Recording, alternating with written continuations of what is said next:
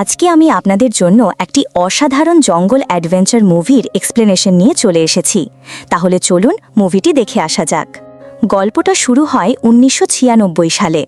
Jack সকালে দৌড়াতে গিয়ে সমুদ্র সৈকতে একটা খেলা পড়ে থাকতে দেখে, নাম জুমানজি।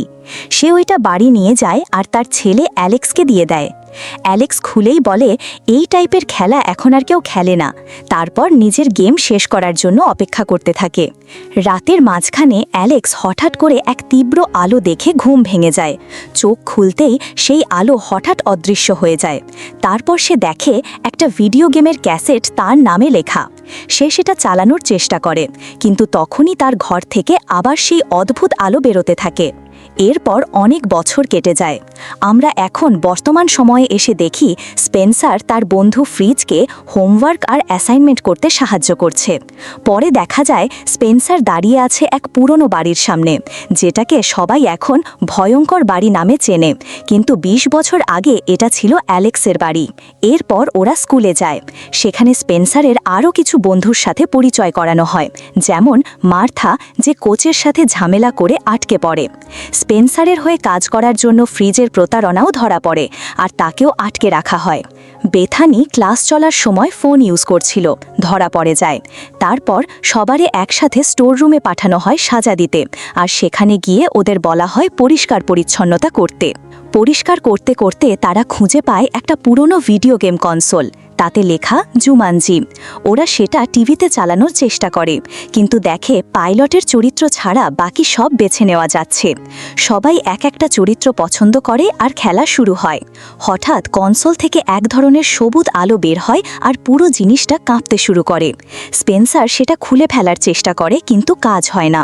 এরপর ওরা বুঝতে পারে ওদের শরীর আস্তে আস্তে অদৃশ্য হয়ে গেমের ভেতরে টেনে নিচ্ছে। হঠাৎ স্পেন্সার নিজেকে খুঁজে পায় ডক্টর ব্রেভস্টোন নামের ক্যারেক্টারে। তার গলার স্বর, গায়ের গড়ন সব বদলে গেছে, আর সে কিছুই বুঝে উঠতে পারছে না।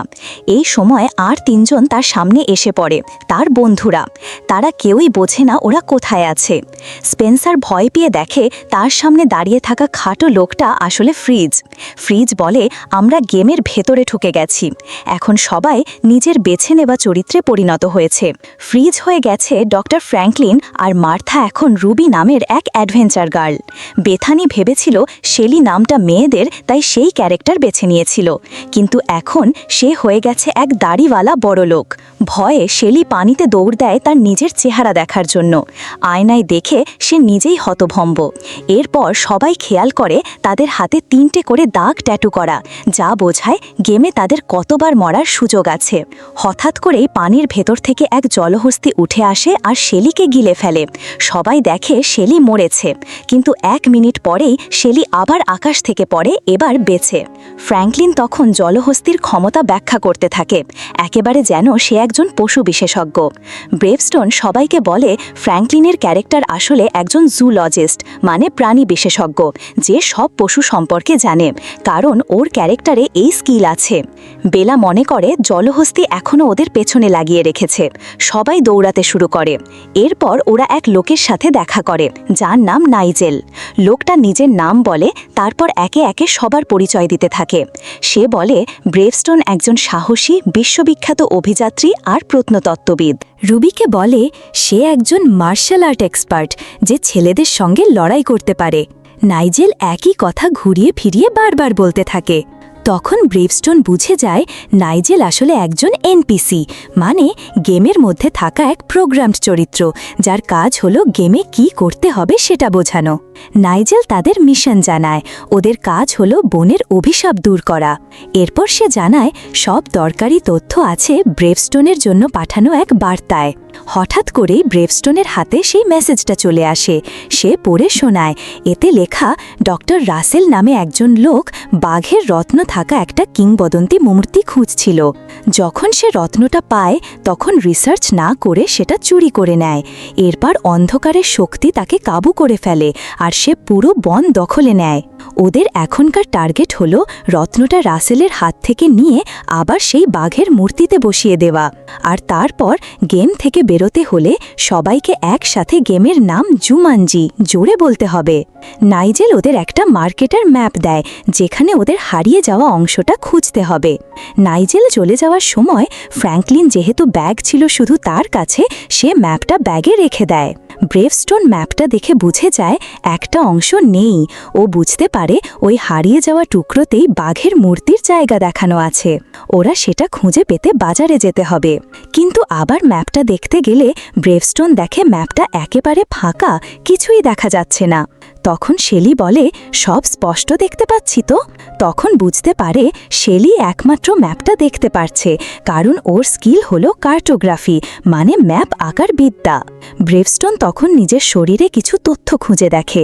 তার বুকের সামনে ভেসে ওঠে এক লিস্ট, যাতে তার শক্তি আর দুর্বলতা লেখা। তার শক্তি হলো সাহস, দৌড়ানো আর গাছ বেয়ে ওঠা, আর দুর্বলতা কোনো নেই। বেথানি তার লিস্ট দেখে ওর স্কিল হলো সব ধরনের ফাইটিং, এমনকি এক ধরনের ডান্স ফাইটিং পর্যন্ত, কিন্তু তার দুর্বলতা হলো বিষ। শেলির কথা বললে সে অনেক বিষয় পণ্ডিত হলেও একটুও কষ্ট সহ্য করতে পারে না। ফ্র্যাঙ্কলিন যখন তার নিজের দুর্বলতার লিস্ট দেখে, যার মধ্যে আছে লাথি, গতি আর শক্তি, তখন সে একেবারে হতাশ হয়ে পড়ে। ও বুঝতেই পারে না এগুলো কিভাবে দুর্বলতা হতে পারে। এর মধ্যে হঠাৎ রাসেলের দল একটা মিসাইল ছুড়ে দেয় ওদের দিকে। সবাই দৌড় দিয়ে পালাতে শুরু করে। ফ্র্যাঙ্কলিন তখন তার ব্যাগ থেকে একটা কাঠের ধনুক বের করে, যেটা ব্রেভস্টোনের এক স্কিল, আর সেটা ব্রেভস্টোনকে দেয় যেন সে গ্যাংয়ের লোকদের উপর চালাতে পারে। ব্রেভস্টোন টার্গেট মিস করে ফেলে, কিন্তু সে দৌড়ে যেতে থাকে। এক সময় সেই ধনুকটা ঘুরে আবার ফিরে আসে আর গ্যাংয়ের কিছু লোককে সোজা গিয়ে আঘাত করে, মেরে ফেলে। ব্রেভস্টোন পরে ফ্র্যাঙ্কলিনকে নিজের পিঠে তুলে নেয়, কারণ সে খুবই ধীর গতির। অনেক কষ্টে পাহাড়ের ধারে পৌঁছে তারপর সবাই মিলে গ্যাং থেকে পালানোর জন্য জলে ঝাঁপিয়ে পড়ে। পানির নিচ থেকে উঠে আসার পর রুবি লাফ দেওয়ার আগেই গুলিতে আহত হয়, আর হঠাৎ করেই সামনে থেকে হাওয়া হয়ে যায়। সবাই ভাবে ও মরে গেছে, কিন্তু 1 মিনিটের মধ্যেই রুবি আকাশ থেকে পড়ে আসে। ব্রাভস্টোন তখন বুঝে ফেলে ওদের হাতে যেই ট্যাটু করা আছে তার মানে হলো 3টা জীবন, আর যদি সবগুলো শেষ হয়ে যায় তাহলে তারা পাকা মরেই যাবে আর গেম থেকে বের হতে পারবে না। তারপর তারা আবার বাজারের দিকে যাত্রা শুরু করে। ওদিকে শেলি সামনে একটা রুটি দোকানে গিয়ে দাঁড়ায়। সে খুব খিদে পায়, তাই একটা রুটির টুকরো খেয়ে নেয়। সে বেকারকে জিজ্ঞেস করে, ভাই, এই রুটিতে কি কি আছে? বেকার হাসি দিয়ে বলে, এই কেকটা আমাদের বাজারের সবচেয়ে বিখ্যাত। তখন সবাই আঁতকে ওঠে, কারণ সবাই জানে ফ্র্যাঙ্কলিনের দুর্বলতা হলো কেক। সবাই তখন অপেক্ষা করতে থাকে কি হয়, আর একটু পরেই ফ্র্যাঙ্কলিন একদম বোমার মতো ফেটে যায় আর আবার আকাশ থেকে পড়ে, মানে সে একটা জীবন হারিয়ে ফেলে। ঠিক তখন এক ছোট্ট ছেলে আসে ব্রাভস্টোনের কাছে, বলে, আমার পেছনে এসো। একসঙ্গে একটা পাখিও নজর রাখছিল ওদের ওপর। ছেলেটা ওদের একটা ঝুড়ি দেয়, তাতে একটা সাপ আছে। সে বলে, তোমরা যেটা খুঁজছ সেটা এই ঝুড়ির ভেতরেই আছে, বাট পেতে হলে তোমাদের লড়াই করতে হবে। ব্রাভস্টোন যখনই ঝুড়ির ঢাকনা খোলে তখনই বেরিয়ে আসে একটা কালো মাম্বা সাপ, যেটা খুবই ভয়ঙ্কর বিষধর, কিন্তু সঙ্গে সঙ্গে আবার সেটা ভেতরে লুকিয়ে পড়ে। তারা বাচ্চাটার কথা মতো লড়াইয়ের জন্য রেডি হয়, কিন্তু ঝুড়ির ঢাকনা খোলার সাথেই সাপটা এক লাফে রুবির দিকে ছুটে যায়। ঠিক কামড়ানোর আগ মুহূর্তে ব্রাভস্টোন সাপটাকে ধরে ফেলে। ফ্র্যাঙ্কলিন এগিয়ে এসে বলে, আমাকে বিশ্বাস করো। তারপর সে সাপের দাঁত ভেঙে ফেলে, যাতে সেটা আর কাউকে কামড়াতে না পারে। সে তারপর সাপের খোলস ফেলে দেয়, আর ওরা দেখতে পায় ভেতরে একটা কাগজ মোড়ানো আছে। সেই কাগজ খুললে দেখা যায় একটা ছোট হাতির মূর্তি আঁকা, আর তাতে লেখা, হাতি দেখলেই চড়াই শুরু করো।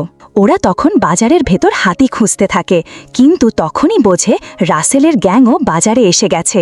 সবাই দৌড় দিয়ে পালাতে চায়। ব্রাভস্টোন একটু চোট খায়, আর রাসেল আর তার গ্যাংয়ের সামনে পড়ে যায়।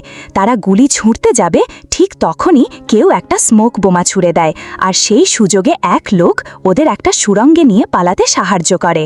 লোকটা দেখে মনে হয় সে এই সুড়ঙ্গ ভালোই চেনে, আর সে একে একে সব ফাঁদ পেরিয়ে ওদের পরবর্তী গন্তব্যে নিয়ে যেতে থাকে। এই লোকটাকে দেখে সবাই ব্রাভস্টোনকে জিজ্ঞেস করে, তুমি কি সেই পাইলট ম্যাক, যাকে গেম শুরুর সময় আমরা নিতে পারিনি? তাহলে তো তুমি বাস্তব জগতের মানুষ, তোমার সাথেও তাহলে আমাদের মতোই হয়েছে, নাকি তুমি শুধু গেমের একটা প্রোগ্রাম করা চরিত্র? সুড়ঙ্গ থেকে বের হয়ে তারা নিজেরা একদম জঙ্গলের মাঝখানে এসে পড়ে।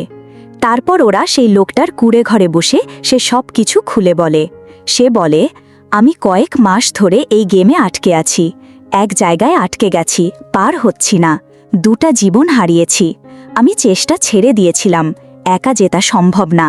আমি ব্ল্যাক মাম্বা সাপের সঙ্গে লড়ে হেরে গিয়েছিলাম, সেখানেই এক জীবন হারালাম। শেলি বলে, তুমি সেই হারিয়ে যাওয়া অংশ, যাকে ছাড়া আমরা পরবর্তী ধাপে যেতে পারবো না। ম্যাক তখন ওদের পরবর্তী মিশনের কথা জানায়। একটা গুদামে ঢুকতে হবে যেখানে একটা বিমান আছে, ওই বিমানে করেই ওরা যাবে বাঘের মূর্তির দিকে। বিল তখন রুবিকে বলে, তুই গার্ডদের ডিস্ট্র্যাক্ট কর, ঠিক যেমন স্কুলে করতি। সে শেলিকে শেখায় কিভাবে মিথ্যে বলে মনোযোগ ঘোরাতে হয়। সবাই চুপচাপ রুবির দিক তাকিয়ে থাকে। ম্যাক বলে, রুবি ঠিকই পারবে, কারণ ও দেখতে দারুণ সুন্দর আর 1996 সালের নায়িকাদের মতো। এই কথা শুনে ব্র্যাভস্টোন একটুর জন্য থেমে যায়, কিছু একটা বোঝার চেষ্টা করে। ওরা তখন ম্যাককে জিজ্ঞেস করে, তুমি কোন সাল ভাবছ এখন? ম্যাক বলে, 1996 সাল তো। তখন পুরো দলটা হতবাক হয়ে যায়। তারা বুঝে ফেলে এই ম্যাক আসলে অ্যালেক্স, যে 20 বছর আগে সেই ভয়ঙ্কর বাড়ি থেকে হাওয়া হয়ে গিয়েছিল। সে বুঝতেই পারেনি কত বছর কেটে গেছে, এখন তারা তাকে গেম থেকে বের করতে এসেছে। রুবি গার্ডদের দৃষ্টি আকর্ষণ করতে যায়, কিন্তু ব্যর্থ হয়। তারপর সে একটা ক্যাসেট পায়, সেটা চালিয়ে নাচতে শুরু করে। তারপর সে হঠাৎ গার্ডদের মারতে থাকে, একদম সবাইকে চমকে দিয়ে হারিয়ে দেয়। বাকিরা তখন পেছনের দরজা দিয়ে গুদামে ঢুকে গ্যাং ফেরত আসার আগেই বিমান পর্যন্ত পৌঁছে যায়। বিমানটা যদিও একটু ভাঙা গড়ার অবস্থায় ছিল, কিন্তু বিফ সেটা চালাতে শুরু করে।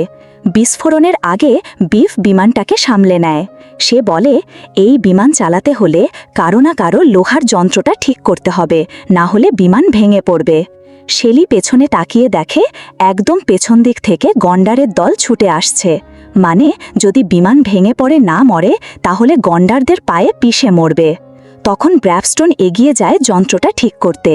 বিং যখন বিমানটাকে ঠিক করতে ব্যস্ত, তখন ফ্র্যাঙ্কলিনের ব্যাগ থেকে রত্নটা পড়ে যায়। ওরা আবার ঘুরে পড়ে সেটা খুঁজতে। বেলা তখন গন্ডারদের মাঝে পড়ে গেছে, ও রত্নটা বাঁচানোর চেষ্টা করছে। ব্র্যাভস্টোন তখন ফ্র্যাঙ্কলিন আর বেলাকে বলে, আমার এখনও 2টা জীবন বাকি আছে, তোমরা যাও, আমি সামলাচ্ছি। গন্ডারটা ফ্র্যাঙ্কলিনের উপর ছুটে গিয়ে তাকে মেরে ফেলে।